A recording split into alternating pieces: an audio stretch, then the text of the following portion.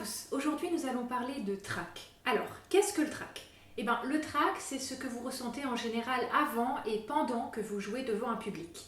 Alors, le trac peut être aussi fort devant une personne, par exemple votre professeur, que devant 500 personnes. La taille de votre audience n'a rien à voir avec l'intensité du trac.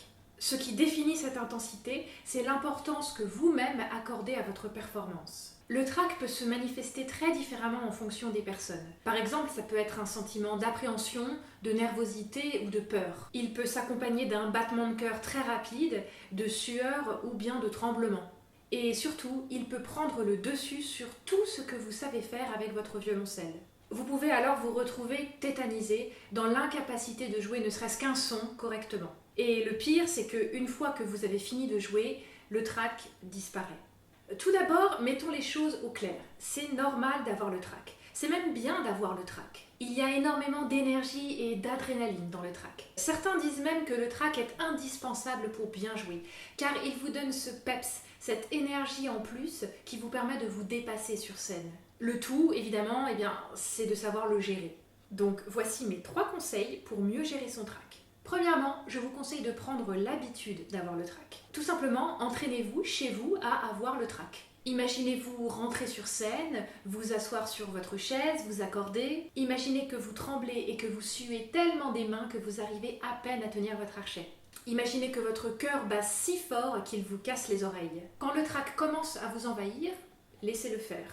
Acceptez-le, laissez-le s'installer, puis laissez-le repartir tranquillement. Alors évidemment, ça demande un peu d'entraînement, et peut-être même que ça ne va pas marcher à tous les coups. Mais c'est un bon exercice, car vous allez prendre l'habitude d'avoir le trac, et lorsque vous monterez sur scène, ce ne sera plus un sentiment inconnu qui va vous submerger. Deuxième conseil, concentrez-vous sur le positif. Jouer votre morceau en public ne devrait pas être un mauvais moment à passer. Vous ne feriez pas de violoncelle si c'était pour vous une torture innommable. Pensez tout simplement au passage de votre morceau que vous préférez. Ça peut être une note, un groupe de notes ou une mesure que vous aimez particulièrement et concentrez-vous là-dessus. Vous allez peut-être rater tel passage, tel démanché, tel trait, mais cela n'a aucune importance si vous arrivez à vous faire plaisir sur votre passage préféré. Mon 3e conseil est de vous créer un rituel de préparation, toujours le même. Ce rituel va vous rassurer et surtout va vous occuper en vous empêchant de penser à votre trac. Cela peut être par exemple de jouer votre morceau entièrement mais très lentement, note par note. Cela peut être également de lire votre partition à la table en vous chantant les notes dans votre tête. Ça peut également être quelque chose de complètement différent, comme par exemple aller marcher 1 heure ou aller cuisiner des cookies, enfin ce que vous voulez. Mais l'idée est vraiment de vous trouver une activité qui vous détourne de votre trac et qui du coup va l'empêcher de monter et de vous submerger. Comme d'habitude, posez vos questions dans les commentaires, je serai ravie d'y répondre.